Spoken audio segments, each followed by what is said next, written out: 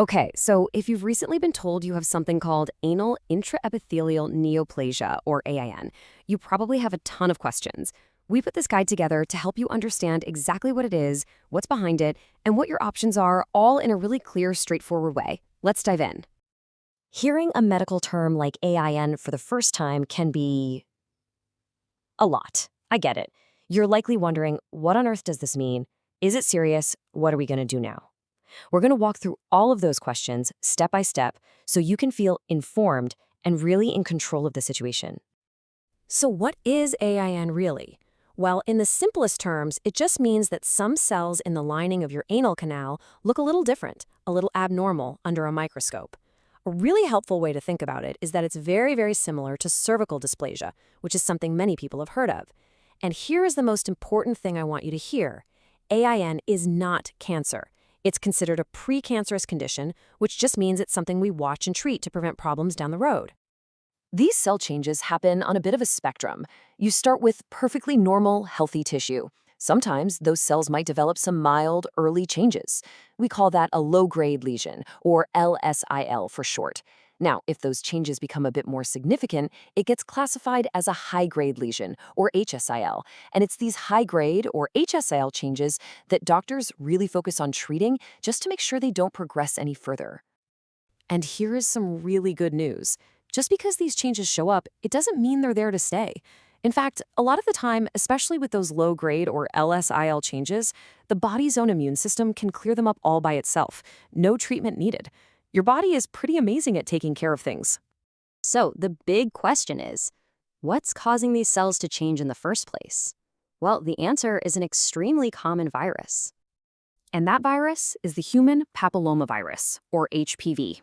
And when I say common, I mean it's incredibly common. Just look at this quote from the CDC. Nearly all sexually active people will get HPV at some point. Knowing that is so important because it helps get rid of any stigma. Having HPV is just a normal part of being human. And get this, what happens after someone is exposed? In the vast majority of cases, we're talking about 90% of the time, the body's immune system just clears the infection. It fights it off, usually within a couple of years, and that's that. Most people never even have a clue they had it. It's only in that small percentage of cases where the virus sticks around that it might cause those cell changes we've been talking about. It's also really important to know that not all HPV is the same. There are over 150 different types. You can basically put them into two buckets. You've got your low-risk types, which might cause things like genital warts, definitely annoying but not dangerous. Then you have the high-risk types, like HPV 16 and 18. These are the ones doctors pay attention to because they're the ones that can cause persistent infections that lead to AIN. Okay, so how do doctors find AIN in the first place? Well, the process is usually pretty straightforward. It typically starts with a simple swab test called an anal cytology. It's basically the exact same idea as a pap smear for the cervix. That sample is then looked at under a microscope to see if there are any abnormal cells. If anything unusual pops up, then the next step is to get a closer look. That closer look is a procedure called a high-resolution endoscopy, or HRA. During an HRA, your doctor uses a special magnifying scope, kind of like a microscope, to get a really detailed view of the anal canal. This lets them spot any abnormal areas very clearly. If they see something, they can take a tiny little tissue sample, that's a biopsy, and it's that biopsy that gives the final definitive diagnosis and tells you whether the AIN is low-grade or high-grade. Right, so once that diagnosis is confirmed, you and your doctor will come up with a care plan. And I want to stress this, there is no one-size-fits-all approach here. Your plan is going to be completely personalized for you, based on whether the AIN is low or high grade, your overall health, and of course, your own preferences. Let's break down the main options. For low-grade AIN, the most common approach is often just observation. That means regular checkups to keep an eye on things and see if your body clears it on its own. For high-grade AIN, though, the goal is usually to remove those abnormal cells. That can be done with special medicated creams, which is called topical therapy, or with procedures that use things like heat or a laser to remove the cells. That's called ablative therapy.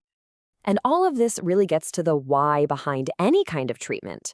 The whole point is prevention. By treating high-grade AIN, we are removing those abnormal cells to dramatically reduce the risk that they could ever turn into cancer, all while making sure we preserve as much of the normal, healthy tissue as possible. So what does life look like after treatment?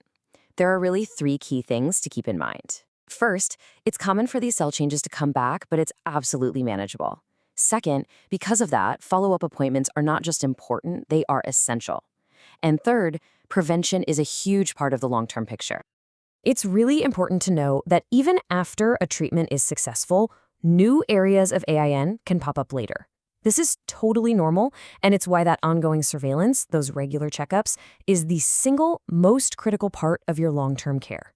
It allows your doctor to catch any new changes super early when they are much, much easier to manage. And this right here, this shows how much power you have in your own health. Research has shown that the biggest factor in preventing ANI from progressing isn't one specific treatment over another. It's the patient showing up for their recommended follow-up appointments. Your active partnership in your own care is truly the key to staying healthy long-term. And finally, let's talk about one more powerful tool: prevention. The HPV vaccine is a game changer. It's designed specifically to protect you from the high-risk HPV types that cause most cases of AIN. And even if you already have an HPV infection, your doctor might still recommend the vaccine to help protect you against other types and possibly even reduce the chances of AIN coming back.